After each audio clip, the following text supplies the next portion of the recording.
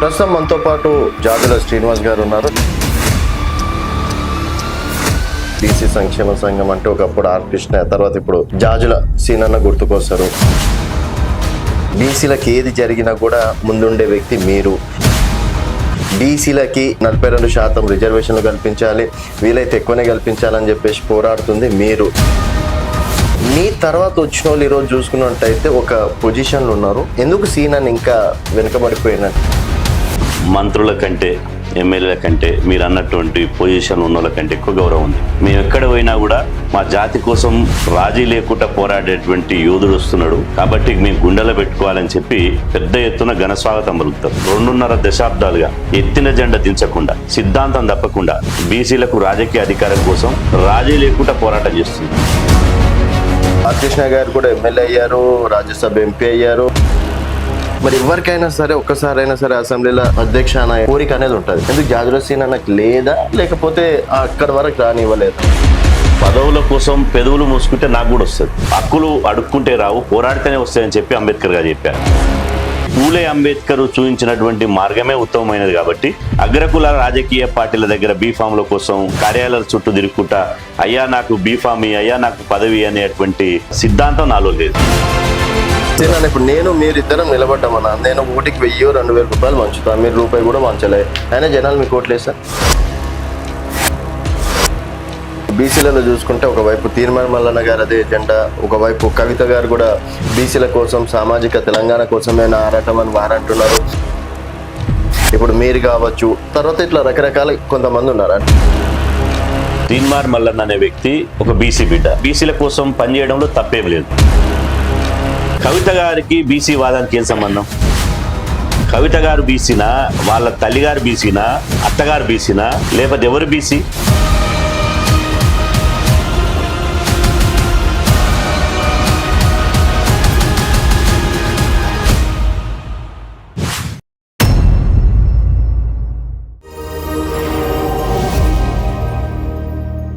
Welcome to Telangana వెలుగు, నేను మీ రాజు. ప్రస్తుతం మనతో పాటు బీసీ సంఘం జాతీయ అధ్యక్షులు జాజుల శ్రీనివాస్ గారు ఉన్నారు. నమస్తే సీనన్న. నమస్తే బ్రదర్. సో సీనన్న, దాదాపుగా మిమ్మల్ని ఎన్నో సంవత్సరాలుగా బీసీ సంక్షేమ సంఘం అంటే ఒకప్పుడు ఆర్ కృష్ణ, తర్వాత ఇప్పుడు జాజుల సీనన్న గుర్తుకొస్తారు. బీసీలకి ఏది జరిగినా కూడా ముందుండే వ్యక్తి మీరు. బీసీలకి 42% రిజర్వేషన్లు కల్పించాలి, వీలైతే ఎక్కువనే కల్పించాలని చెప్పేసి పోరాడుతుంది మీరు. సో మీ తర్వాత వచ్చిన వాళ్ళు ఈరోజు చూసుకున్నట్టయితే ఒక పొజిషన్లో ఉన్నారు. ఎందుకు సీనన్న ఇంకా వెనుకబడిపోయినట్టు ఏం చెప్తారు? అంటే మేము ఎక్కడ వెనుకబడలేదు. మంత్రుల కంటే, ఎమ్మెల్యేల కంటే మీరు అన్నటువంటి పొజిషన్ ఉన్న వాళ్ళ కంటే ఎక్కువ గౌరవం ఉంది. మేము ఎక్కడ పోయినా కూడా మా జాతి కోసం రాజీ లేకుండా పోరాడేటువంటి యోధుడు వస్తున్నాడు కాబట్టి మేము గుండెలో పెట్టుకోవాలని చెప్పి పెద్ద ఎత్తున ఘన స్వాగతం పలుకుతారు, రిసీవ్ చేసుకుంటారు. అన్న మా ఇంటికి ఒక్కసారి వచ్చిపో, లేకపోతే మా ఊరికి ఒకసారి వచ్చిపో, మా మండలంకి ఒకసారి వచ్చిపో. అదేవిధంగా ఇలా ఎగబడి మాతోటి ఫోటోలు దిగుతుంటారు. అంటే అధికారం ఉండి పదవులు ఉన్నంత మాత్రాన ప్రజల హృదయాలలో ఉండరు. ప్రజల కోసం పనిచేసినటువంటి నాయకుడు మాత్రమే ప్రజల హృదయాలలో ఉంటారు. ఇలా వాళ్ళను అధికారం ఉంది కాబట్టి వాళ్ళని బలవంతంగా ప్రేమ లేకున్నా కూడా కౌలించుకోవడానికి ప్రయత్నం చేస్తారు. కానీ అధికారం లేకపోయినా కూడా ఇలా మమ్మల్ని గుండె కత్తుకుంటారు. అట్లాంటి పొజిషన్లో ఉన్న తప్ప ఎక్కడ కూడా మేము వెనుకబడి లేము. ఇలా ఎప్పుడు కూడా మేము 2.5 దశాబ్దాలుగా ఎత్తిన జెండా దించకుండా, సిద్ధాంతం తప్పకుండా, నమ్మిన సిద్ధాంతం కోసం, లక్ష్యం కోసం, బీసీలకు రాజకీయ అధికారం కోసం ఇవాళ నిర్విరాముగా రాజీ లేకుండా పోరాటం చేస్తున్నాం. కాబట్టి ఈ పోరాటంలో అనేక మంది మాతో తిరిగిన వాళ్ళు, మా ఉద్యమంలో పాల్గొన్నటువంటి వాళ్ళు, మా సంఘంలో కార్యకర్తలు ఉన్నటువంటి వాళ్ళు, మా సంఘంలో ద్వితీయ శ్రేణి నాయకులు ఉన్నటువంటి వాళ్ళు వివిధ రాజకీయ పార్టీలు జాయిన్ అయ్యారు. ఆ రాజకీయ పార్టీలో పదవులు వచ్చినాయి. ఇది బీసీ ఉద్యమం అనేది ఒక సామాజిక యూనివర్సిటీ.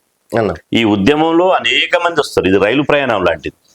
రైలు తమ లక్ష్యానికి పోతుంది. ఎక్కేవారు సికింద్రాబాద్ స్టేషన్లో ఎక్కినోడు భువనగిరిలో దిగుతాడు, భువనగిరిలో ఎక్కినోడు వరంగల్ దిగుతాడు, వరంగల్ ఎక్కినోడు గుంటూరులో దిగుతాడు, గుంటూరులో ఎక్కినోడు విజయవాడ దిగుతాడు. కానీ రైలు ప్రయాణం మాత్రం ఆగదు. ఖచ్చితంగా ఇలా బీసీ ఉద్యమంలో పనిచేయడం అంటే నేను పూర్వజన్మ సుకృతం అని నేను అనుకుంటున్నా. అయితే ఈ ఉద్యమంలో పనిచేయడము, ఈ స్థాయి నాయకులు ఎదగడం, కోట్లాది మంది ప్రజల హృదయాల్లో వాళ్ళ గుండెల్లో గూడు కట్టుకోవడం ఎవరికి సాధ్యం కాదు. ఓకే, ఇవాళ మేము కోట్లాది మంది బీసీలంతా మా నాయకుడు మా కోసం కొట్లాడుతుండు అని చెప్పి ఇవాళ వాళ్ళ హృదయాల్లో ఉందంటే ఇంతకంటే గొప్ప పదవి ఏముంటది అని ఇప్పుడు మనం చూసుకున్నట్టయితే ఆర్ కృష్ణ తర్వాత స్థానం మీదే అనుకోవచ్చు బీసీలలో ఈరోజు చూసుకున్నట్టయితే. సో ఆర్ కృష్ణ గారు కూడా ఎమ్మెల్యే అయ్యారు, రాజ్యసభ ఎంపీ అయ్యారు, ఆయన తగిన గౌరవం అనేది ఆయనకు ఉంది. మరి ఎవరికైనా సరే ఒక్కసారైనా సరే అసెంబ్లీలో అధ్యక్ష అనే కోరిక అనేది ఉంటుంది. ఎందుకు జాజుల సీనన్నకు లేదా, లేకపోతే అక్కడి వరకు రానివ్వలేదా? ఇప్పుడు పదవుల కోసం పెదవులు మూసుకుంటే నాకు కూడా వస్తుంది. నాకు కూడా 2009లో మునుగోడు నుంచి YS Rajasekhara Reddy MLA ticket ఇస్తామని చెప్పారు. ఆ తర్వాత 2014లో కేసీఆర్ గారు అంబర్పేటకి వెళ్ళి టికెట్ ఇస్తామని చెప్పారు.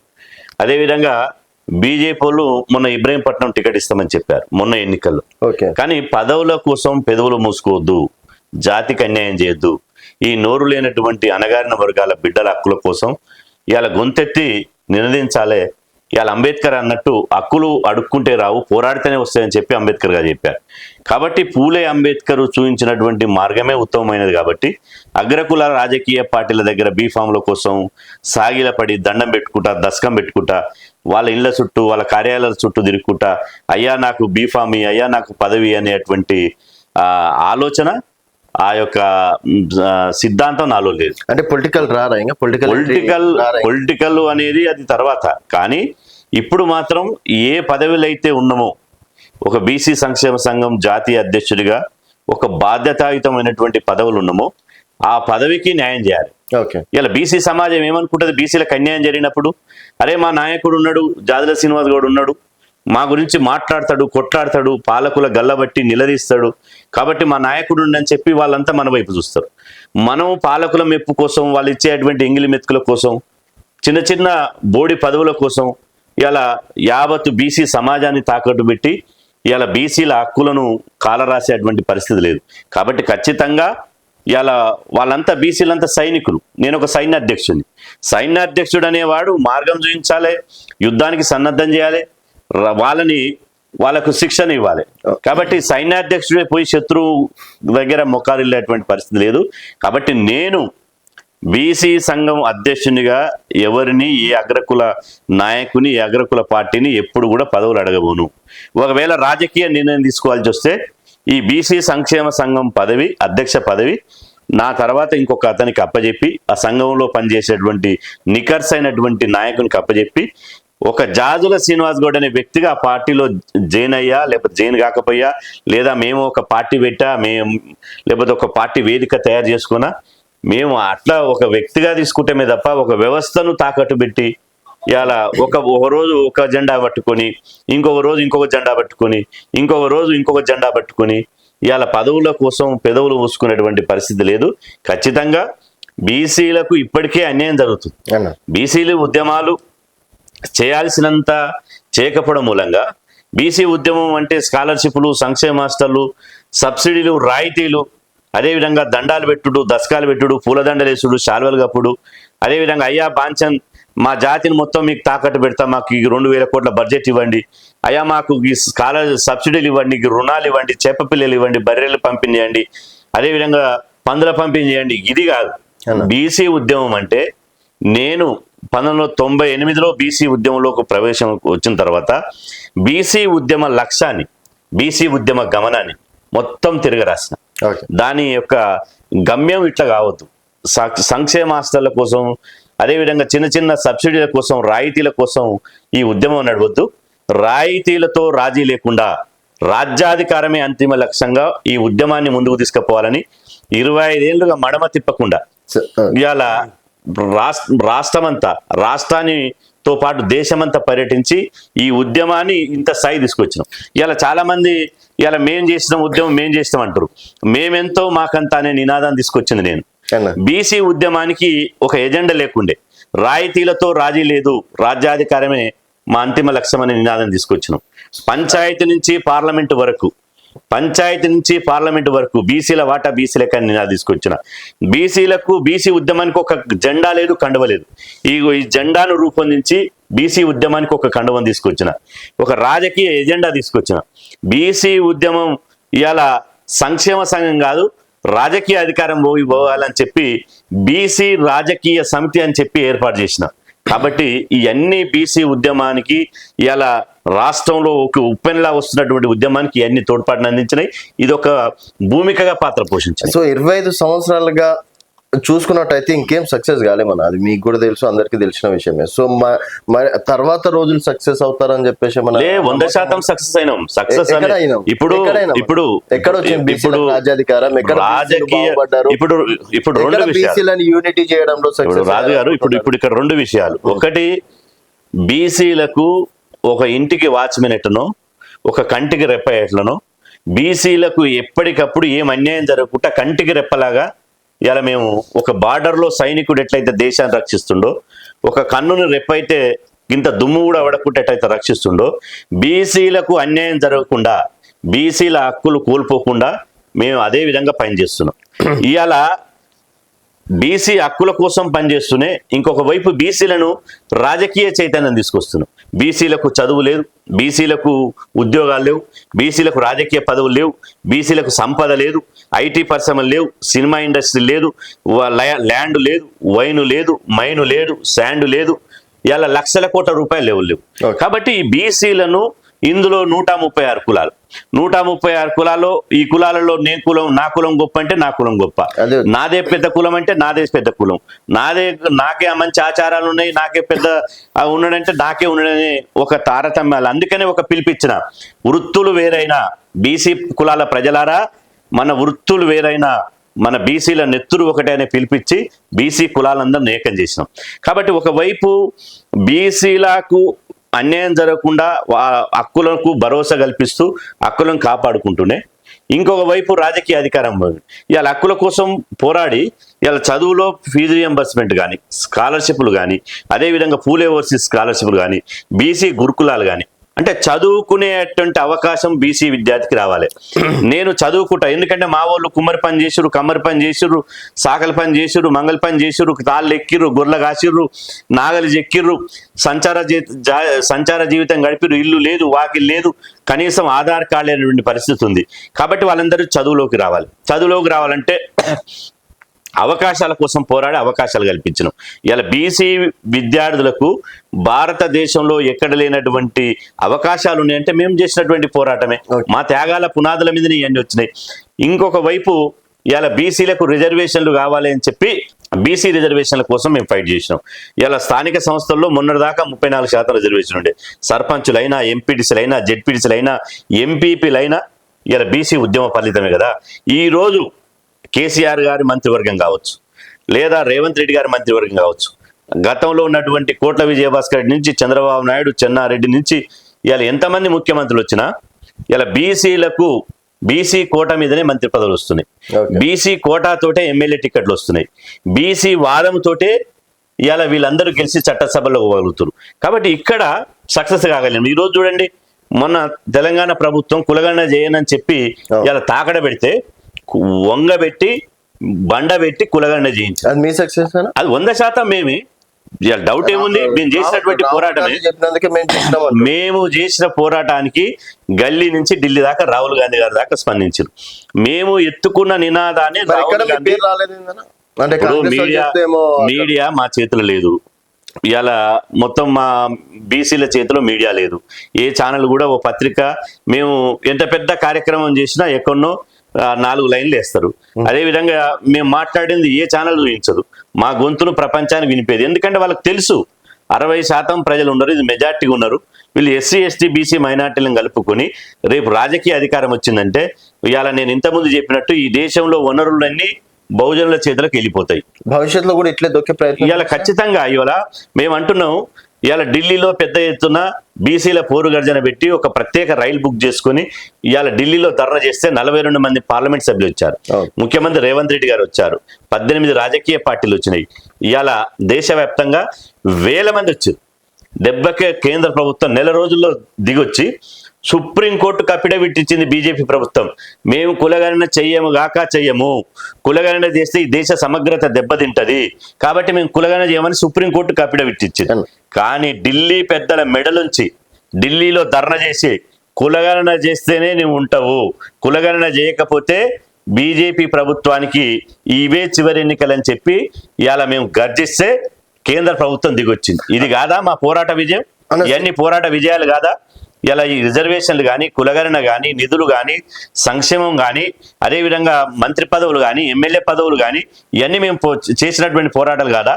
బీసీ పిల్లలకు ఇలా రిజర్వేషన్లు అమలు చేయకపోతే ఇలా ఎక్కడికక్కడ రిజర్వేషన్లు అమలు చేయాలి అని చెప్పి ధర్నాలు చేసి, రాస్తారోకోలు చేసి, ఇవాళ ఎంటెక్లో, బీటెక్లో, ఎంబీబీఎస్లో, ప్రొఫెషన్ కోర్సుల్లో, డిగ్రీ కాలేజీల్లో, గురుకులాలలో ఇలా రిజర్వేషన్ అమలు చేయకుండా బీసీ పిల్లలకు అన్యాయం చేస్తే, చదువుకు దూరం చేస్తే మొత్తం పలగొట్టి జైల్లోకి పోయినాం. అంత చరిత్ర ఉంది. ఇలా హైదరాబాద్ 2006లో కేంద్ర ప్రభుత్వం ఓబీసీలకు విద్యారంగంలో రిజర్వేషన్లు పెట్టింది కేంద్రీయ విద్యా సంస్థలో. కానీ ఢిల్లీలో ఏం చేశారు? ఓబీసీలకు తెలివి లేదు, వీళ్ళు గాడిదలతో సమానం, గుర్రాలతో సమానం అని చెప్పి అవహేళన చేస్తే దేశవ్యాప్తంగా బంద్ పిలిపించి ఉమ్మడి ఆంధ్రప్రదేశ్లో బంద్లో పాల్గొని హైదరాబాద్ మొత్తం దిగ్బంధం చేసి ఒక్క దగ్గర కూడా పిట్ట పీస్ అనకుండా, కాకి కావు అనకుండా బంద్ చేసి ఇవాళ ఎవరికి పెట్టుబడిదారుల గుండెల రైలు పడిగెత్తించి ఇవాళ ఆ రోజు అరెస్ట్ అయ్యి 2006లో చెంచల్గూడ జైలు. కాబట్టి ఇవన్నీ మేము చేసినటువంటి పోరాటాలు, త్యాగాలు ఇవన్నీ మేము చెప్పుకునేటువంటి పరిస్థితి మాకు లేదు. సరే, ఆ ఉద్యమాల గురించి ఇప్పుడు ఉన్నటువంటి బీసీ నాయకులు ఏ రాజకీయ పార్టీ అధికారంలోకి వస్తే వాళ్ళకి అమ్ముడు పోతారు, వాళ్ళ పాట పాడతారు, వాళ్ళు చెప్పినట్టే వాళ్ళ స్క్రిప్ట్ ఇస్తే వీళ్ళు చదువుతారు అన్నట్టు అపోహ ఉందన్నది ఎంతవరకు నిజం? ఇప్పుడు బీసీ నాయకులు 2 రకాలు. ఒకటి స్వతంత్రంగా స్వయం పాలన కోసం ఎవరి బీసీలే అధిష్టానంగా, బీసీ ప్రజల ఆకాంక్షలే వాళ్ళకి అధిష్టానంగా పనిచేసేటువంటి ఉద్యమ నాయకులు కొందరైతే, వివిధ రాజకీయ పార్టీలో ఉండి అగ్రకులాల నాయకుల నాయకత్వంలో పనిచేస్తూనే వాళ్ళ అస్తిత్వం కోసం బీసీ వాదం ఎత్తుకున్న వాళ్ళు ఇంకొక రకం. 2 రకాలు ఇక్కడ. కాబట్టి వాళ్ళని కూడా తప్పు పడతలేము. వాళ్ళు బీసీ జాతిలో పుట్టిరు. 2వ రకం వాళ్ళని కూడా తప్పు పడతలేము. బీసీ జాబితాలో పుట్టిరు కాబట్టి మా బీసీల కోసం మేము పనిచేస్తామని చెప్పి వాళ్ళ అధిష్టానాన్ని బుజ్జగించుకున్నారో, వ్యతిరేకిస్తారో, ఏం చేస్తారో కానీ బీసీ వాదం కోసం మేము చేసేటువంటి పోరాటంలో కలిసి వస్తారు. కాబట్టి ఆ పార్టీలో ఉన్నటువంటి నాయకులు బీసీ వాదం కోసం వచ్చినా ఎన్నికలకు వచ్చే వరకల్లా ఆ పార్టీలో ఉన్నటువంటి లైన్ మాత్రం దాటరు. కాబట్టి అట్లాంటి బీసీ నాయకులని మనం పెద్దగా పట్టించుకోవాల్సినట్టు అవసరం లేదు. నిజంగా నికర్స్ అయినటువంటి బీసీ వాదమే ఎజెండాగా పనిచేసేటువంటి వాళ్ళే నిజమైన బీసీ ఉద్యమం. మీ మీద కూడా చాలా అబండాలు వచ్చినాయి, మీ మీద కూడా చాలా విమర్శలు చేశారు. ఇంకా చెప్పుకోవాలంటే అమ్ముడు పోతాడు, ఎవరు వస్తే వాళ్ళ పాట పాడతాడు, అది అని చెప్పేసి కూడా మీ మీద కూడా. ఇప్పుడు ఎక్కడైనా కూడా అంబేద్కర్ గారు ఒక మాట చెప్తారు. ఏం చెప్తారంటే, నీకు శత్రువులు పెరుగుతున్నారంటే సమాజంలో నువ్వు ఏదో ఒక పని చేస్తున్నట్టే లెక్క అంటాడు. నీకు అసలు శత్రువులే లేరు, నీ గురించి మాట్లాడేటోడే లేడు అంటే నువ్వు ఏ పని చేయనట్టు లెక్క అంటాడు. ఇప్పుడు నేను బీసీల కోసం రాజీ లేకుండా ఒక్కొక్కరిని ఇవాళ వాళ్ళ అగ్రకుల రాజకీయ ఆధిపత్య రాజకీయాలను, దొరల పటేన్ల ఆధిపత్యాలను, దొరల పాలనను, పటేన్ల పాలనను వ్యతిరేకిస్తున్నా కాబట్టి వాళ్ళని కొరకరాని రాజకీయ పార్టీలకు, అగ్రకుల నాయకులకు పంటి కింద రాయి లెక్క కొరకరాని కొయ్యగా మారిన కాబట్టి ఇవాళ ఒక అబండం వేసేటువంటి ప్రయత్నం చేస్తారు. ఇవాళ ఇదేం కొత్త కాదు. ఉద్యమ నాయకులకు అబండాలు వేయడం నాతోటే చివరిది కాదు, నాటేటో మొదటి కాదు. ఈ దేశానికి ఇలా మహాత్మా జ్యోతిబా ఫూలే అణగారిన వర్గాలకు విద్యను అందించాలంటే బ్రిటిష్ ఏజెంట్ అన్నారు. అంబేద్కర్ గారు దేశానికి స్వాతంత్రం వస్తే ఏమొస్తుంది, ఫస్ట్ మా వాట ఏందో తెలుసాలంటే ఇలా ఆంగ్లేయులు ఏజెంట్ అన్నారు. ఇలా అక్కడి నుంచి మొదలుకుంటే మొత్తం ఈ దేశంలో సామాజిక పరివర్తన కోసం సామాజిక న్యాయ ఉద్యమాన్ని నడిపినటువంటి అందరి మీద అబండాలు వేశారు. కాబట్టి దాన్ని పట్టించుకోవాల్సినటువంటి అవసరం లేదు. మేము చేస్తున్నటువంటి ఎజెండే దీనికి ప్రత్యక్ష సాక్ష్యం. ఇప్పటి వరకు పార్టీలకు అతీతంగానే ఇవాళ వేసుకున్న ఈ కండువ, నా మెడకేసుకున్నటువంటి కండువ ఇప్పటి వరకు మార్చలేదు. ఒక్క రాజకీయ పార్టీ కండువ కూడా నా మెడకు అంచులు చేయలేదు. ఇవాళ ఎక్కడ కూడా ఏ నాయకుడి దగ్గర 25 ఏళ్లుగా జాదుల శ్రీనివాస్ గౌడ్ అనేటి వాడు ఎక్కడ కూడా నా దగ్గర ₹1 చంద తీసుకున్నానేమని నేను అనమను. 4 కోట్ల మంది ఉన్నారు తెలంగాణలో, ఉమ్మడి ఆంధ్రప్రదేశ్ ఉన్నారు.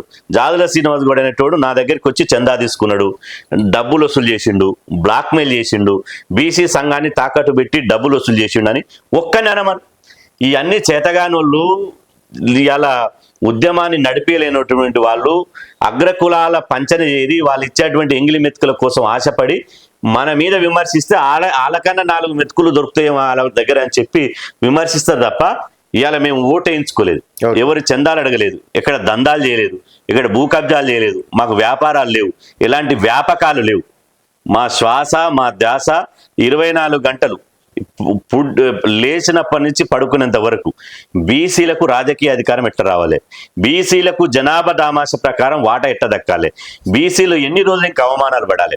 మా తాత అన్యాయం జరిగింది, మా తండ్రికి అన్యాయం జరిగింది, మాకు అన్యాయం జరుగుతుంది, మా మునిమనులకు కూడా అన్యాయం జరిగేటువంటి పరిస్థితి ఉంది. కాబట్టి బీసీలను ఎట్లా పాలకులుగా చేయాలి, మేము ఎన్ని రోజులు పాలితలుగా ఉండాలి, కాబట్టి బీసీలను పాలకులుగా చేసే లక్ష్యంగా మేము మా ఉద్యమం పోతాం తప్ప మాకు ఇలాంటి వ్యాపారాలు లేవు, వ్యాపకాలు లేవు, విద్యా సంస్థలు లేవు, పెట్రోల్ బంకులు లేవు, భూములు లేవు, ఏది లేదు. మా ఆస్తి బీసీలే, మా సంపాదన బీసీలే, అంతే తప్ప ఇంకోటి ఏం లేదు. జాజుల సీనన్నని రేపు అసెంబ్లీలో కావచ్చు, పార్లమెంట్ లో కావచ్చు, రాజ్యసభ చూడొచ్చు అంటారా? ఇక ఎందుకు చూడకూడదు?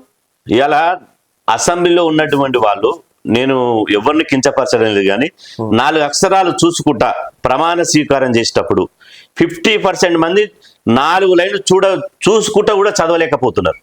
నేను అంటున్నా ఇప్పుడున్నటువంటి వాళ్ళని ఈ జనగణమన జాతీయ గీతం జనగణమన చదవమని చూడకుండా కనీసం బీసీ కులాలు ఎన్ని ఉన్నాయి, ఎస్సీ కులాలు ఎన్ని ఉన్నాయి, ఎస్టీ కులాలు ఉన్నాయి, జిల్లాలు ఎన్ని ఉన్నాయి, మండలాలు ఎన్ని ఉన్నాయి, ఎంపీటీసీలు ఎంత, జెడ్పీటీసీలు ఎంత, మున్సిపల్ చైర్మన్లు ఎంత, అసలు ఎన్ని నదులు ఉన్నాయి, ఎంత భౌగోళిక సమాజం, భౌగోళిక తెలంగాణ ఎట్లుంది, సామాజిక తెలంగాణ అంటే ఏంది, సామ్రాజ్యవాదం అంటే ఏంది, ఇలా ఈ పెట్టుబడిదారు వ్యవస్థ అంటే ఏంది చెప్పమనండి.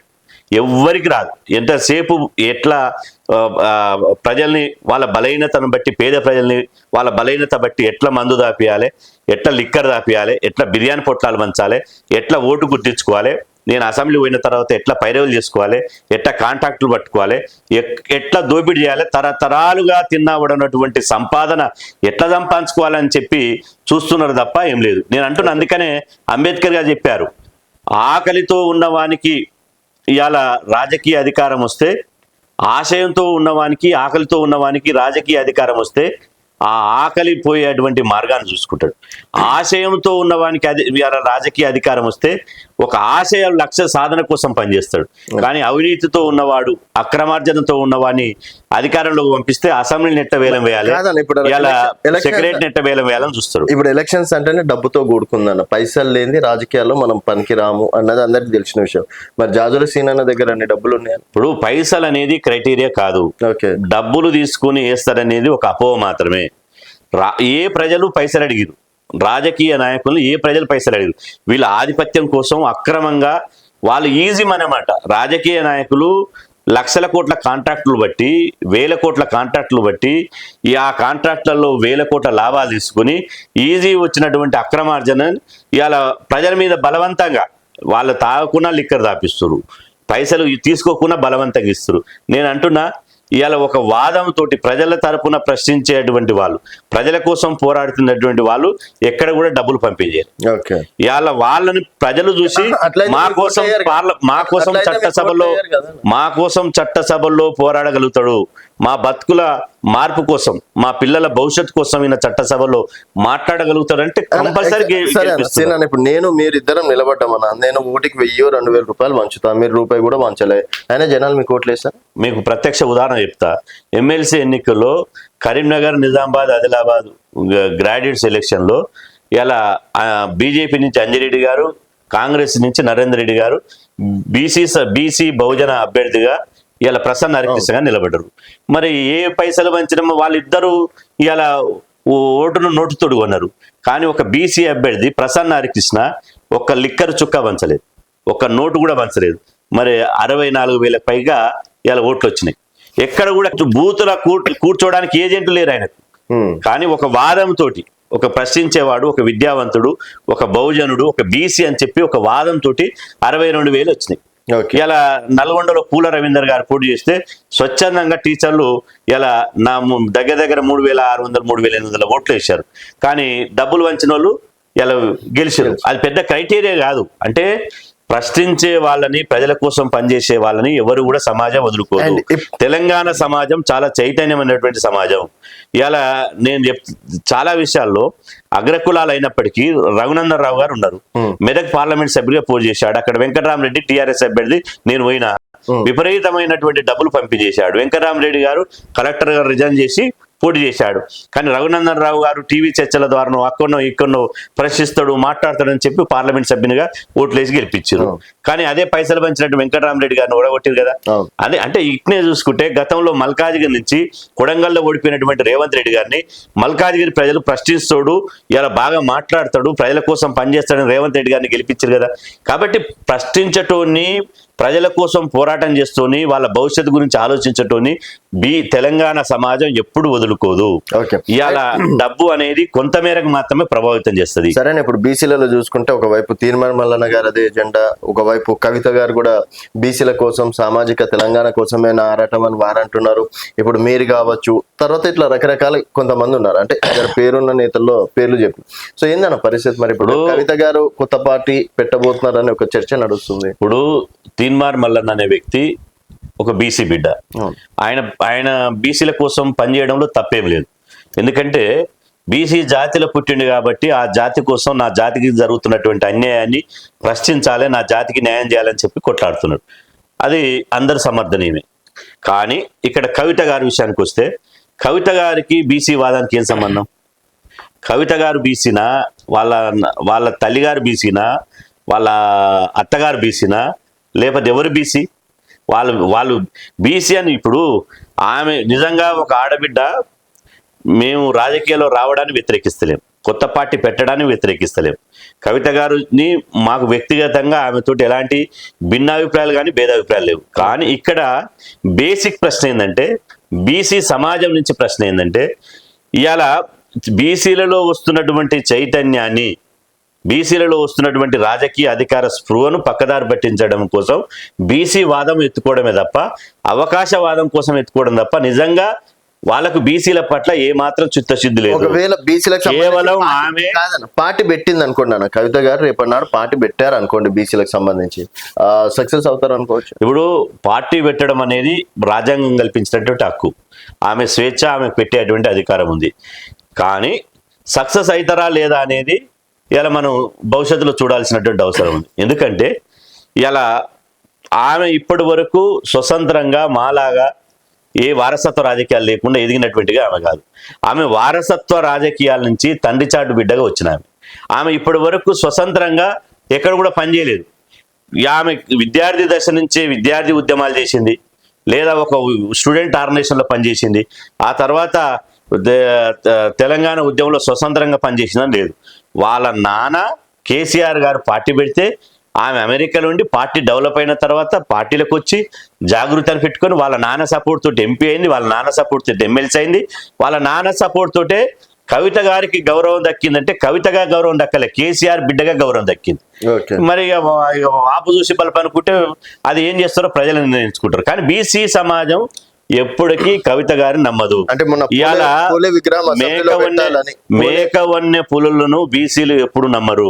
ఇవాళ వాళ్ళు మేకలు, తోడేళ్ళు మేక తోలు కప్పుకొని వస్తున్నారు, తోడేళ్ళు మేక తోలు కప్పుకొని వస్తున్నారు. అట్లా భావిస్తాం మేము. చూసుకున్నట్టయితే పులే విగ్రహం అసెంబ్లీలో పెట్టాలని ఫైట్ చేయడం కావచ్చు, గతంలో అంబేద్కర్ విగ్రహం కూడా నేను ఫైట్ చేసినందుకే అసెంబ్లీలో పెట్టారని చెప్పేసి కావచ్చు. అండ్ రీసెంట్ గా బీసీలకు సంబంధించి 42% ఇవ్వాల్సిందే, 3 విభాగాలకు ఇవ్వాల్సిందే అని చెప్పేసి ధర్నా చేయడం కావచ్చు. ఇవన్నీ మరి ఏమనుకో, ఇప్పుడు ఇవన్నీ చూస్తుంటే అంతకుడే సంతాపం తెలిపినట్టుంది. ఇవాళ ఒక అతను రాత్రి పోయిండట, కత్తితోడు పొడిచిండట, వాడిని చంపేసిండు. పొద్దుగాల పోయిండు, మళ్ళీ స్నానం రక్తం మడకలు కడుక్కుండు, స్నానం చేసిండు, వచ్చి పూలదండ వేసి నివాళులు అర్పిస్తున్నాడు దండం పెట్టుకుంటా. ఇవాళ బీసీ రిజర్వేషన్ తగ్గించింది ఎవరు? బీఆర్ఎస్ పార్టీ, మీ నానే కదా, మీరే కదా. అదేవిధంగా 10 ఏళ్ళు అధికారంలో నుండి పూలే విగ్రహం పెట్టనోళ్ళు మీరే కదా. అదేవిధంగా బీసీ బిడ్డ అయినటువంటి ఈటల రాజేందర్ గారిని అవమానించి బర్తరఫ్ చేసింది వాళ్ళు మీరే కదా. బీసీలు అయినటువంటి ఆల నరేందర్ను మెడలు బట్టి బయటికి గెంటేసింది మీరే కదా. అదేవిధంగా విజయశాంతిని బయటికి గెంటేసింది మీరే కదా. యూనియన్లు ఉండొద్దు, సంఘాలు పెట్టుకోవద్దు, ఆర్టీసీల యూనియన్ ఉండొద్దు, సింగరేణిల యూనియన్ ఉండొద్దు, అసలు సంఘాలు ఉండొద్దు అని చెప్పి సంఘాలను యూనియన్లు రద్దు చేసిందే మీరు కదా. ఇవాళ మొత్తం ఆ సంఘాలకు గౌరవాధ్యక్షులుగా మీరుంటే రాజీనామాలు చేశారు కదా. ధర్నాలు కూడా చేయొద్దు అని చెప్పి ఇందిరా పార్క్ను ఎత్తివేసిందే మీరు కదా. మరి ఇన్ని పనులు చేసినటువంటి మీరు ఇవాళ 1000 ఎలుకలు తిన్నటువంటి పిల్లి అట 1000 ఎలుకలు తిన్నదట పిల్లి. తిన్న తర్వాత పుణ్యం దక్కాలని చెప్పి తీర్థయాత్రకు బయలుదేరిందట. అడిగినట్టు ఎక్కడ పోతున్నాం పిల్లి అంటే, నేను తీర్థయాత్రకు బయలుదేరిన పుణ్యం దక్కాలని. ఈ చేసిన పాపాలని మీ దగ్గర పెట్టుకుని, చేసినటువంటి అన్యాయం మీ దగ్గర పెట్టుకుని ఇలా ఓడన్న ధర్నా చేస్తే ప్రతిపక్షంలో పనేమి లేదు. పేపర్లలో మీడియాలలో ఇలా వాళ్ళ ఫోటోలు రావాలి కాబట్టి హెడ్లైన్ల కోసం డెడ్లైన్లు పెట్టి ఇలా మేము చేస్తున్నటువంటి పోరాటాన్ని ఇలా కులగణన కోసం మేము పోరాటం చేసినాం, సక్సెస్ అయినాం, కోర్టుల కేసు వేసినాం, సక్సెస్ అయినాం. మేము పోరాటం చేస్తే కులగణన నేను అంటున్న కేసీఆర్ గారు ఎందుకు పాల్గొనలే కులగణనలో, కేటీఆర్ గారు ఎందుకు పాల్గొనలే కులగణనలో? 42% రిజర్వేషన్లు మేము సాధిస్తే 42%లో మధ్యలో వచ్చి మేము చివరికి సక్సెస్ అయ్యే మూమెంట్ వచ్చి మేము చేయి పెట్టినట్టు చేసి మేము కూడా మా వంతు కూడా మేము పాత్ర ఉందంటే ఎట్లా ఎవడు నమ్ముతాడు?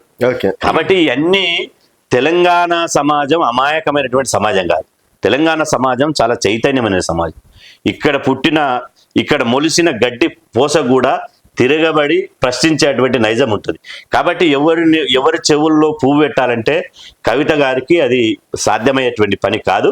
ఈ తెలంగాణ బీసీ ఎస్సీ ఎస్టీ సమాజం మా డిమాండ్ల గురించి మేము ఎట్లా పోరాటాలని తెలుసు, ఎట్లా సాధించుకోవాలని తెలుసు, రేపు బీసీ ముఖ్యమంత్రిని ఎట్లా చేసుకోవాలని తెలుసు. మీరు దళితుని ముఖ్యమంత్రి చేస్తున్నారు, చేసిరా? కవిత గారిని అడుగుతున్నారు, దళితుని ముఖ్యమంత్రిని చేస్తున్నారు. దళితుని ముఖ్యమంత్రి చేయలేదు, నాన్నగారిని ఎందుకు లేఖ రాయలే కవిత గారు? బీసీలకు రిజర్వేషన్లు తగ్గించిన నాన్న ఎందుకు లేఖ రాయలే? పూలే విగ్రహం 10 ఏళ్లలో ఎందుకు పెట్టలేదు, నాన్న ఎందుకు లేఖ రాయలే?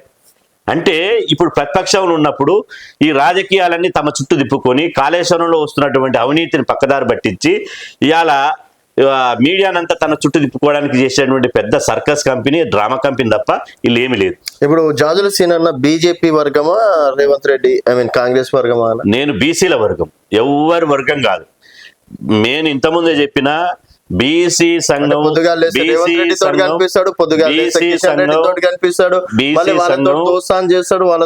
తిరుగుతాడు, వాళ్ళతో బీసీ సంఘం జాతీయ అధ్యక్షునిగా ఉన్నన్ని రోజులు నేను ఎవరి పంచన చేరేది లేదు, ఎవరిని జెండా పట్టేది లేదు. 1. 2, మీరు అన్నట్టు మేము రేవంత్ రెడ్డి గారిని గెలవకపోతే, ముఖ్యమంత్రిని గెలవకపోతే, బీసీ సమస్యల పరిష్కారం కోసం అధికారంలో ఉన్నటువంటి ముఖ్యమంత్రిని గెలవకపోతే ప్రతిపక్షంలో గెలుస్తావా? అదేవిధంగా కేంద్రంలో అధికారంలో ఉన్నటువంటి కిషన్ రెడ్డి గెలవకపోతే ఇలా ఎవరిని గెలుస్తాం? మా ఓట్లు వేయించుకోలేదా రేవంత్ రెడ్డి? మా ఓట్లు వేయించుకోలేదా కిషన్ రెడ్డి? అంబర్పేటలో బీసీలు ఓట్లు వేస్తేనే కిషన్ రెడ్డి గారు అసెంబ్లీకి పోగలిగారు. కొడంగల్లో బీసీలు ఓట్లు వేస్తేనే రేవంత్ రెడ్డి గారు అసెంబ్లీకి పోగలిగారు. మాతోటి జిందాబాదులు కొట్టించుకొని, మాతోటి జెండాలు మోయించుకొని, రాజకీయ ఊడయం చేయించుకొని, బీసీలతోటి మొత్తం వెట్టి చాకరీ చేయించుకొని పోయిన తర్వాత వాళ్ళ నిలదీసి అడిగేటువంటి పరిస్థితి లేదా మాకు? కాబట్టి మేము ఎవరిని కలిసినా, ఎప్పుడు కలిసినా మేము చీకటి ముఖాన్నో, అగ్రకుల నాయకులు కలుస్తారు, చీకట్లా కలుస్తుంటారు. ఇలా చందాలు, దందాలు, కాంట్రాక్టులు, వాళ్ళ స్వార్థం కోసం, వ్యక్తుల కోసం పనిచేస్తారు. మేము ఎప్పుడు కలిసినా బాజాప్తా మీడియా సమక్షంలో బాజాప్తా మా బీసీ డిమాండ్ల మీద మా యొక్క వినతి పత్రం ఇచ్చి ఈ డిమాండ్ను నెరవేర్చాలనే కలుస్తాం తప్ప మాకు వాళ్లకు వ్యక్తిగతంగాని రహస్యంగాని ఎలాంటి ఎజెండా లేదు, రాజకీయ స్వప్రయోజనాలు లేవు. అండ్ భవిష్యత్తులో అయినా సరే, భవిష్యత్తులో బీసీ ముఖ్యమంత్రిని తెలంగాణలో చూడగలుగుతామా? 100% చూడగలుగుతాం. బీసీ ముఖ్యం వచ్చే ఎవరు కాళ్ళు పైకి లేపి తలకాయ కిందికి పెట్టిన రాజకీయ పార్టీలలో ఎవ్వడు కూడా అగ్రకులాలు ముఖ్యమంత్రి కాలేడు. మీరు బీజేపీ ఆల్రెడీ తెలంగాణ వెలుగు ఛానల్ సాక్షిగా నేను చెప్తున్నా, ఇవన్నీ ఉన్నటువంటి పార్టీలు అధికారంలో రావాలంటే ఎవరైనా సరే బీసీని ముఖ్యమంత్రిని చేస్తానంటేనే వాళ్ళు అధికారంలోకి వస్తారు. సార్ ఇప్పుడు ఆల్రెడీ బీజేపీ ప్రకటించింది గత ఎన్నికల్లోనే, ఇప్పుడు మళ్ళీ బీజేపీ అదే స్టాండ్ తీసుకుంటే బీజేపీకి మద్దతు. బీజేపీ బీసీ ముఖ్యమంత్రిని చేస్తానది అధికారంలోకి రాలేదు, ప్రతిపక్ష నాయకుని రెడ్డిని చేసింది, ఎట్ట నమ్మాలి? ఇప్పుడు బీసీ ముఖ్యమంత్రి రాకపోతే రాజాసింగ్ ఇప్పుడున్న సీనియర్లు ఎవరు? బీజేపీలో ఉన్నటువంటి ఎమ్మెల్యేలో సీనియర్లో రాజాసింగ్, సీనియర్ చూసుకున్న రాజాసింగే. హిందూ వాదాన్ని ముందుకు తీసుకుపోయేది రాజాసింగే. బీసీ బిడ్డ రాజాసింగే. మరి రాజాసింగ్ ఎందుకు ప్రో లీడర్ వలే? కాంగ్రెస్ పార్టీలో వలస వచ్చినటువంటి అవకాశం కోసం వచ్చినటువంటి మహేశ్వర్ రెడ్డి కిందకి ఇచ్చారు. కాబట్టి రాజకీయ పార్టీలు నిజాయితీగా బీసీని ముఖ్యమంత్రి చేస్తానని వాళ్ళు ఉన్నారు అంటేనే, నమ్మకం ఉంటేనే వాళ్ళని గెలిపిస్తారు. లేకపోతే మాట మార్చి ఇలా ప్లేట్ ఫిరాయిస్తే మాత్రం ఎవరిని వదిలిపెట్టే ప్రసక్తి లేదు. ఓకే అన్న, సో చూద్దాం మరి త్వరలో మీ ఆశయం సాధ్యం అవుతుంది. 100% అవుతుంది. బీసీలలో ధర్మం ఉంది, న్యాయం ఉంది, సత్యం ఉంది. ఎప్పుడైనా కూడా సమాజంలో ధర్మం, న్యాయం, సత్యం గెలుస్తుంది. 100% వచ్చే ఎన్నికలు బీసీ వాదం మీద నడుస్తాయి. అండ్ ఇప్పుడు ఈ స్థానిక సంస్థల ఎన్నికలు 42% వర్కౌట్ అవుతుంది అనుకో. 100% అయితే ఎందుకు కాదు? అగ్రకులాలకు వాళ్ళకి జనాభా దామాష్ ప్రకారం రిజర్వేషన్లు ఉంటాయి. మా సోదర ఎస్సీలకు, ఎస్టీలకు జనాభా ప్రకారం రిజర్వేషన్లు ఉంటాయి. బీసీలకు ఎందుకు ఉంటాయి? బీసీలు మేము 60% ఉంటే 20% రిజర్వేషన్లు ఎట్టుంటాయి? అంటే మేము ఈ దేశ పౌరులం కాదా? ఈ దేశానికి పన్ను కట్టలేదా? నేను అంటున్నా, ఈ బీసీలు లేనిదే ఈ దేశమే లేదు, మేము లేనిదే ఈ సమాజమే లేదు. నేను ఓపెన్ ఛాలెంజ్ ఇస్తున్నా ఎవరికైనా. మేము బట్టలు నేస్తేనే నరాల ఇవాళ దారాలన్నీ వడికి పోగుగా చేసి పోగులన్నీ ఇవాళ బట్టలు నేస్తే మానవ సమాజం బట్టలు, మా మేరోళ్ళు కుడితే బట్టలు వేసుకొని తిరుగుతుంది. మా కుమ్మరోళ్ళు కుండలు చేస్తే అలా వండుకొని తిన్నారు. మా సాకలోళ్ళు బట్టలు ఉతికి, మైల బట్టలు, మురికి బట్టలు ఉతికితే ఇలా తెల్లపుల్లగా తిరుగుతున్నారు. మా మంగళోళ్ళకు క్షవరాలు చేసిరు.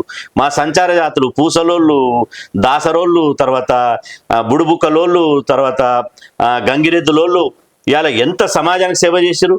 ఇవాళ గొల్ల కుర్మలు కానీ, విశ్వబ్రాహ్మణులు కానీ, గౌడ్స్ కానీ, మున్నూరు కాపులు కానీ, ముదిరాజులు కానీ, పెరికోళ్ళు కానీ, సగర ఉప్పరులు కానీ, విశ్వబ్రాహ్మణులు కానీ 136 కులాలు ఈ దేశానికి ఉత్పత్తి చేసింది మేము. పట్టెడన్నం పెట్టింది మేము, సంపద సృష్టించింది మేము. ఈ దేశంలో బీసీలు లేకపోతే గూడు లేదు, నీడ లేదు, ఇల్లు లేదు, తిండి లేదు, టికాన లేదు. అట్లాంటి బీసీలు అంటే బ్యాక్వర్డ్ క్లాస్ కాదు, బీసీలు అంటే బ్రిలియంట్ క్లాస్, బీసీలు అంటే బెస్ట్ క్లాస్, బీసీలు అంటే బిగ్గెస్ట్ క్యాస్ట్. కాబట్టి ఇట్లాంటి మేము బీసీలుగా పుట్టినందుకు మేము గర్విస్తున్నాం. మళ్ళీ జన్మ అంటూ ఉంటే ఇంకా 1000 జన్మలైనా మేము బీసీలో పుట్టాలని కోరుకుంటున్నాం. ఓకే అన్న, సో థ్యాంక్ యూ అన్న, thank you so much. So ఇది జాజుల సీనన్న గారితో స్పెషల్ చిట్ చాట్. మరో గెస్ట్ తో మళ్ళీ కలుద్దాం. చూస్తూనే ఉండండి తెలంగాణ వెలుగు.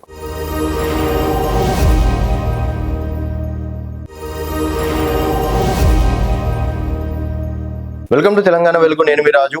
ప్రస్తుతం మనతో పాటు బీసీ సంఘం జాతీయ అధ్యక్షులు జాజుల శ్రీనివాస్ గారు ఉన్నారు. నమస్తే సీనన్న. నమస్తే బ్రదర్. సో సీనన్న, దాదాపుగా మిమ్మల్ని ఎన్నో సంవత్సరాలుగా బీసీ సంక్షేమ సంఘం అంటే ఒకప్పుడు ఆర్ కృష్ణ, తర్వాత ఇప్పుడు జాజుల సీనన్న గుర్తుకొస్తారు. బీసీలకి ఏది జరిగినా కూడా ముందుండే వ్యక్తి మీరు. బీసీలకి 42% రిజర్వేషన్లు కల్పించాలి, వీలైతే ఎక్కువనే కల్పించాలని చెప్పేసి పోరాడుతుంది మీరు. సో మీ తర్వాత వచ్చిన వాళ్ళు ఈరోజు చూసుకున్నట్టయితే ఒక పొజిషన్లు ఉన్నారు. ఎందుకు సీనన్న ఇంకా వెనుకబడిపోయినట్టు ఏం చెప్తారన్న? అంటే మేము ఎక్కడ వెనుకబడలేదు. మంత్రుల కంటే, ఎమ్మెల్యేల కంటే, మీరు అన్నటువంటి పొజిషన్ ఉన్న వాళ్ళ కంటే ఎక్కువ గౌరవం ఉంది. మేము ఎక్కడ పోయినా కూడా మా జాతి కోసం రాజీ లేకుండా పోరాడేటువంటి యోధుడు వస్తున్నాడు. కాబట్టి మేము గుండెలో పెట్టుకోవాలని చెప్పి పెద్ద ఎత్తున ఘన స్వాగతం పలుకుతారు, రిసీవ్ చేసుకుంటారు. అన్న మా ఇంటికి ఒక్కసారి వచ్చిపో, లేకపోతే మా ఊరికి ఒకసారి వచ్చిపో, మా మండలంకి ఒకసారి వచ్చిపో. అదేవిధంగా ఇలా ఎగబడి మాతోటి ఫోటోలు దిగుతుంటారు. అంటే అధికారం ఉండి పదవులు ఉన్నంత మాత్రాన ప్రజల హృదయాలలో ఉండరు. ప్రజల కోసం పనిచేసినటువంటి నాయకుడు మాత్రమే ప్రజల హృదయాలలో ఉంటారు. ఇలా వాళ్ళను అధికారం ఉంది కాబట్టి వాళ్ళని బలవంతంగా ప్రేమ లేకున్నా కూడా కౌగిలించుకోవడానికి ప్రయత్నం చేస్తారు. కానీ అధికారం లేకపోయినా కూడా ఇలా మమ్మల్ని గుండె కత్తుకుంటారు. అట్లాంటి పొజిషన్లో ఉన్న తప్ప ఎక్కడ కూడా మేము వెనుకబడి లేము.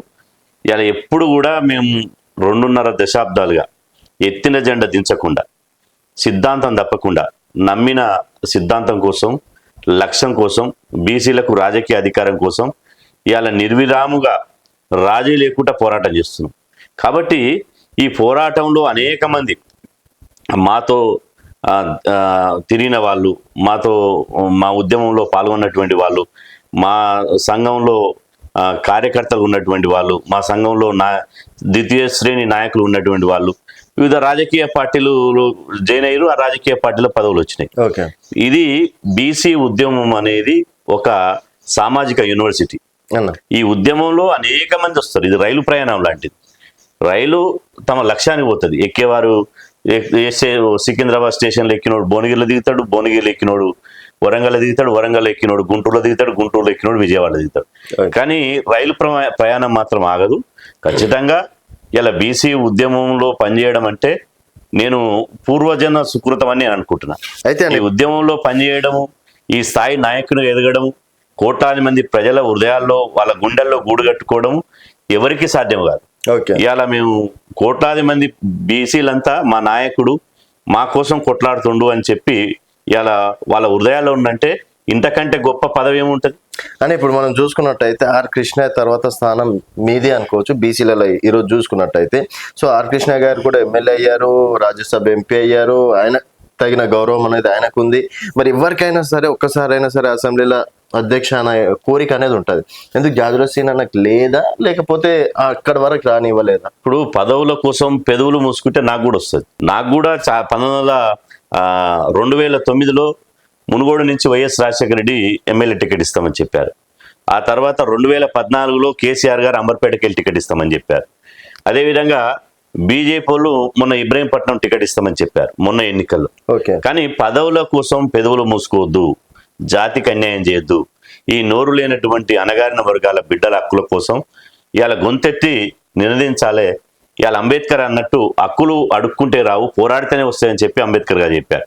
కాబట్టి పూలే అంబేద్కర్ చూపించినటువంటి మార్గమే ఉత్తమమైనది. కాబట్టి అగ్రకుల రాజకీయ పార్టీల దగ్గర బీఫామ్ల కోసం సాగిల పడి దండం పెట్టుకుంటా, దశకం పెట్టుకుంటా, వాళ్ళ ఇళ్ల చుట్టూ వాళ్ళ కార్యాలయాల చుట్టూ తిరుగుకుంటా అయ్యా నాకు బీఫామి, అయ్యా నాకు పదవి అనేటువంటి ఆలోచన, ఆ యొక్క సిద్ధాంతం నాలో లేదు. అంటే పొలిటికల్ రారా ఇంకా? పొలిటికల్ అనేది అది తర్వాత. కానీ ఇప్పుడు మాత్రం ఏ పదవిలో అయితే ఉన్నామో, ఒక బీసీ సంక్షేమ సంఘం జాతీయ అధ్యక్షుడిగా ఒక బాధ్యతాయుతమైనటువంటి పదవులు ఉన్నామో ఆ పదవికి న్యాయం చేయాలి. ఓకే, ఇలా బీసీ సమాజం ఏమనుకుంటుంది? బీసీలకు అన్యాయం జరిగినప్పుడు అరే మా నాయకుడు ఉన్నాడు, జాజుల శ్రీనివాస్ గౌడ్ ఉన్నాడు, మా గురించి మాట్లాడతాడు, కొట్లాడతాడు, పాలకుల గల్లబట్టి నిలదీస్తాడు, కాబట్టి మా నాయకుడు అని చెప్పి వాళ్ళంతా మన వైపు చూస్తారు. మనం పాలకుల మెప్పు కోసం, వాళ్ళు ఇచ్చేటువంటి ఎంగిలి మెతుకుల కోసం, చిన్న చిన్న బోడి పదవుల కోసం ఇలా యావత్తు బీసీ సమాజాన్ని తాకట్టు పెట్టి ఇలా బీసీల హక్కులను కాలరాసేటువంటి పరిస్థితి లేదు. కాబట్టి ఖచ్చితంగా ఇలా వాళ్ళంతా బీసీలంతా సైనికులు. నేను ఒక సైన్యాధ్యక్షుడిని. సైన్యాధ్యక్షుడు అనేవాడు మార్గం చూపించాలి, యుద్ధానికి సన్నద్ధం చేయాలి, వాళ్ళకు శిక్షణ ఇవ్వాలి. కాబట్టి సైన్యాధ్యక్షుడే పోయి శత్రువు దగ్గర మొక్కారిల్లేటువంటి పరిస్థితి లేదు. కాబట్టి నేను బీసీ సంఘం అధ్యక్షునిగా ఎవరిని, ఏ అగ్రకుల నాయకుని, ఏ అగ్రకుల పార్టీని ఎప్పుడు కూడా పదవులు అడగబోను. ఒకవేళ రాజకీయ నిర్ణయం తీసుకోవాల్సి వస్తే ఈ బీసీ సంక్షేమ సంఘం పదవి, అధ్యక్ష పదవి నా తర్వాత ఇంకొక అతనికి అప్పచెప్పి, ఆ సంఘంలో పనిచేసేటువంటి నికర్స్ అయినటువంటి నాయకునికి అప్పచెప్పి, ఒక జాజుల శ్రీనివాస్ గౌడ్ అనే వ్యక్తిగా ఆ పార్టీలో జైన్ అయ్యా, లేకపోతే జైన్ కాకపోయా, లేదా మేము ఒక పార్టీ పెట్టా, లేకపోతే ఒక పార్టీ వేదిక తయారు చేసుకున్నా, మేము అట్లా ఒక వ్యక్తిగా తీసుకుంటేమే తప్ప ఒక వ్యవస్థను తాకట్టు పెట్టి ఇలా ఒక రోజు ఒక జెండా పట్టుకొని, ఇంకొక రోజు ఇంకొక జెండా పట్టుకొని, ఇంకొక రోజు ఇంకొక జెండా పట్టుకొని ఇలా పదవుల కోసం పెదవులు మూసుకునేటువంటి పరిస్థితి లేదు. ఖచ్చితంగా బీసీలకు ఇప్పటికే అన్యాయం జరుగుతుంది.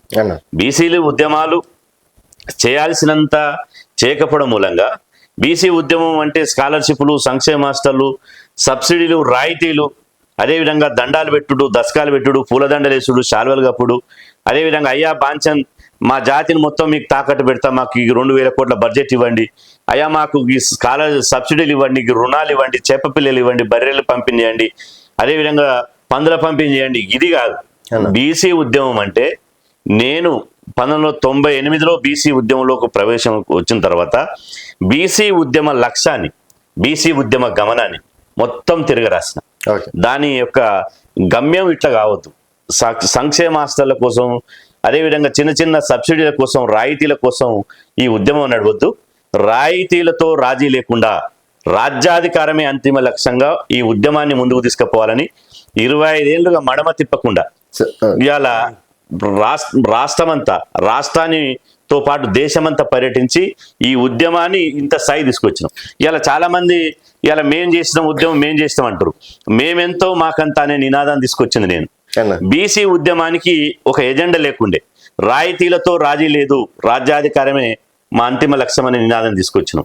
పంచాయతీ నుంచి పార్లమెంటు వరకు పంచాయతీ నుంచి పార్లమెంట్ వరకు బీసీల వాటా బీసీలకి అని నినాది తీసుకొచ్చిన.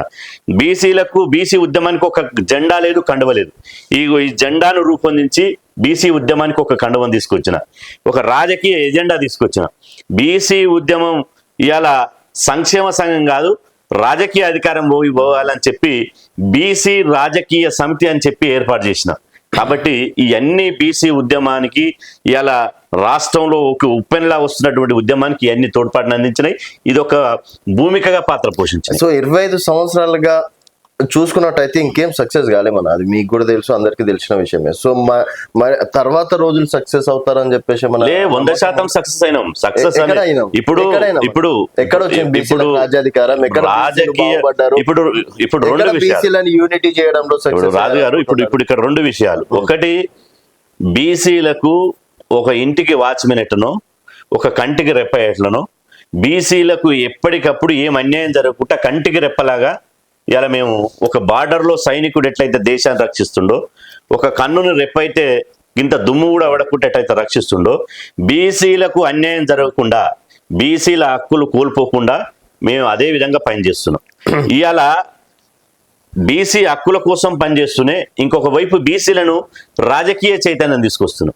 బీసీలకు చదువు లేదు, బీసీలకు ఉద్యోగాలు లేవు, బీసీలకు రాజకీయ పదవులు లేవు, బీసీలకు సంపద లేదు, ఐటీ పరిశ్రమలు లేవు, సినిమా ఇండస్ట్రీ లేదు, ల్యాండ్ లేదు, వైను లేదు, మైను లేదు, శాండ్ లేదు, ఇలా లక్షల కోట్ల రూపాయలు లేవు. కాబట్టి ఈ బీసీలను ఇందులో 136 కులాలు, 136 కులాల్లో ఈ కులాలలో నేను కులం, నా కులం గొప్ప అంటే నా కులం గొప్ప, నాదే పెద్ద కులం అంటే నాదే పెద్ద కులం, నాకే మంచి ఆచారాలు ఉన్నాయి, నాకే పెద్ద ఉన్నాడంటే నాకే ఉండడని ఒక తారతమ్యాలు. అందుకనే ఒక పిలిపించిన, వృత్తులు వేరైనా బీసీ కులాల ప్రజలారా, మన వృత్తులు వేరైనా మన బీసీల నెత్తురు ఒకటే అని పిలిపించి బీసీ కులాలందరిని ఏకం చేసినాం. కాబట్టి ఒకవైపు బీసీలకు అన్యాయం జరగకుండా హక్కులకు భరోసా కల్పిస్తూ హక్కులను కాపాడుకుంటూనే, ఇంకొక వైపు రాజకీయ అధికారం ఇవాళ హక్కుల కోసం పోరాడి ఇవాళ చదువులో ఫీజు రియంబర్స్మెంట్ కానీ, స్కాలర్షిప్లు కానీ, అదేవిధంగా పూలే ఓవర్సీస్ స్కాలర్షిప్లు కానీ, బీసీ గురుకులాలు కానీ, అంటే చదువుకునేటువంటి అవకాశం బీసీ విద్యార్థికి రావాలి. నేను చదువుకుంటా, ఎందుకంటే మా వాళ్ళు కుమ్మరి పని చేసిర్రు, కమ్మరి పని చేసిర్రు, సాకల పని చేసిర్రు, మంగళ పని చేసిర్రు, తాళ్ళు ఎక్కిర్రు, గొర్రెలు కాసిర్రు, నాగలి చెక్కిర్రు, సంచార జీవితం గడిపిర్రు, ఇల్లు లేదు, వాకిల్ లేదు, కనీసం ఆధార్ కార్డు లేనటువంటి పరిస్థితి ఉంది. కాబట్టి వాళ్ళందరూ చదువులోకి రావాలి. చదువులోకి రావాలంటే అవకాశాల కోసం పోరాడి అవకాశాలు కల్పించడం. ఇలా బీసీ విద్యార్థులకు భారతదేశంలో ఎక్కడ లేనటువంటి అవకాశాలు ఉన్నాయంటే మేము చేసినటువంటి పోరాటమే, మా త్యాగాల పునాదుల మీదనే ఇవన్నీ వచ్చినాయి. ఇంకొక వైపు ఇలా బీసీలకు రిజర్వేషన్లు కావాలి అని చెప్పి బీసీ రిజర్వేషన్ల కోసం మేము ఫైట్ చేసినాం. ఇలా స్థానిక సంస్థల్లో మొన్నటిదాకా 34% రిజర్వేషన్ ఉండే, సర్పంచులైనా, ఎంపీటీసీలైనా, జెడ్పీటీసీలైనా, ఎంపీపీలైనా ఇలా బీసీ ఉద్యమ ఫలితమే కదా. ఈరోజు కేసీఆర్ గారి మంత్రివర్గం కావచ్చు, లేదా రేవంత్ రెడ్డి గారి మంత్రివర్గం కావచ్చు, గతంలో ఉన్నటువంటి కోట్ల విజయభాస్కర్ రెడ్డి నుంచి చంద్రబాబు నాయుడు, చెన్నారెడ్డి నుంచి ఇలా ఎంతమంది ముఖ్యమంత్రులు వచ్చినా ఇలా బీసీలకు బీసీ కోటా మీదనే మంత్రి పదవులు వస్తున్నాయి, బీసీ కోటాతోటే ఎమ్మెల్యే టికెట్లు వస్తున్నాయి, బీసీ వాదంతోటే ఇలా వీళ్ళందరూ గెలిచి చట్టసభలో పోగలుగుతారు. కాబట్టి ఇక్కడ సక్సెస్ కాగలేము. ఈరోజు చూడండి, మొన్న తెలంగాణ ప్రభుత్వం కులగణన చేయనని చెప్పి ఇలా తాకడ పెడితే వంగబెట్టి బండబెట్టి కులగండ చేయించారు. అది మీ సక్సెస్, అది 100% మేమే. డౌట్ ఏముంది? మేము చేసినటువంటి పోరాటమే. మేము చేసిన పోరాటానికి గల్లీ నుంచి ఢిల్లీ దాకా రాహుల్ గాంధీ గారి దాకా స్పందించారు. మేము ఎత్తుకున్న నినాదాన్ని రాహుల్ గాంధీ, మీడియా మా చేతిలో లేదు. ఇవాళ మొత్తం మా బీసీల చేతిలో మీడియా లేదు. ఏ ఛానల్ కూడా, ఓ పత్రిక, మేము ఎంత పెద్ద కార్యక్రమం చేసినా ఎక్కడనో 4 లైన్లు వేస్తారు. అదేవిధంగా మేము మాట్లాడింది ఏ ఛానల్ చూపించదు. మా గొంతును ప్రపంచానికి వినిపేది. ఎందుకంటే వాళ్ళకి తెలుసు 60% ప్రజలు ఉన్నారు, ఇది మెజార్టీ ఉన్నారు, వీళ్ళు ఎస్సీ, ఎస్టీ, బీసీ మైనార్టీలను కలుపుకొని రేపు రాజకీయ అధికారం వచ్చిందంటే ఇవాళ నేను ఇంతకుముందు చెప్పినట్టు ఈ దేశంలో వనరులన్నీ బహుజనుల చేతులకు వెళ్ళిపోతాయి. భవిష్యత్తులో కూడా ఇట్లే దొక్కే ప్రయత్నం ఇవాళ ఖచ్చితంగా. ఇవాళ మేము అంటున్నాం, ఇవాళ ఢిల్లీలో పెద్ద ఎత్తున బీసీల పోరు గర్జన పెట్టి ఒక ప్రత్యేక రైలు బుక్ చేసుకుని ఇవాళ ఢిల్లీలో ధర్నా చేస్తే 42 మంది పార్లమెంట్ సభ్యులు వచ్చారు. ముఖ్యమంత్రి రేవంత్ రెడ్డి గారు వచ్చారు. 18 రాజకీయ పార్టీలు వచ్చినాయి. ఇవాళ దేశవ్యాప్తంగా 1000 మంది వచ్చారు. 70కే కేంద్ర ప్రభుత్వం నెల రోజుల్లో దిగొచ్చి సుప్రీంకోర్టుకు అఫిడవిట్ ఇచ్చింది బీజేపీ ప్రభుత్వం. మేము కులగణన చెయ్యము గాక చెయ్యము, కులగణన చేస్తే ఈ దేశ సమగ్రత దెబ్బతింటది, కాబట్టి మేము కులగణన చేయమని సుప్రీంకోర్టుకు అఫిడవిట్ ఇచ్చింది. కానీ ఢిల్లీ పెద్దల మెడలుంచి ఢిల్లీలో ధర్నా చేసి కులగణన చేస్తేనే నువ్వు ఉంటావు, కులగణన చేయకపోతే బీజేపీ ప్రభుత్వానికి ఇవే చివరి ఎన్నికలని చెప్పి ఇవాళ మేము గర్జిస్తే కేంద్ర ప్రభుత్వం దిగొచ్చింది. ఇది కాదా మా పోరాట విజయం? ఇవన్నీ పోరాట విజయాలు కాదా? ఇలా ఈ రిజర్వేషన్లు కానీ, కులగణన కానీ, నిధులు కానీ, సంక్షేమం కానీ, అదేవిధంగా మంత్రి పదవులు కానీ, ఎమ్మెల్యే పదవులు కానీ, ఇవన్నీ మేము చేసినటువంటి పోరాటాలు కాదా? బీసీ పిల్లలకు ఇలా రిజర్వేషన్లు అమలు చేయకపోతే ఇలా ఎక్కడికక్కడ రిజర్వేషన్లు అమలు చేయాలి అని చెప్పి ధర్నాలు చేసి, రాస్తారోకోలు చేసి, ఇవాళ ఎంటెక్లో, బీటెక్లో, ఎంబీబీఎస్లో, ప్రొఫెషన్ కోర్సుల్లో, డిగ్రీ కాలేజీల్లో, గురుకులాలలో ఇలా రిజర్వేషన్ అమలు చేయకుండా బీసీ పిల్లలకు అన్యాయం చేస్తే, చదువుకు దూరం చేస్తే మొత్తం పలగొట్టి జైల్లోకి పోయినాం. అంత చరిత్ర ఉంది.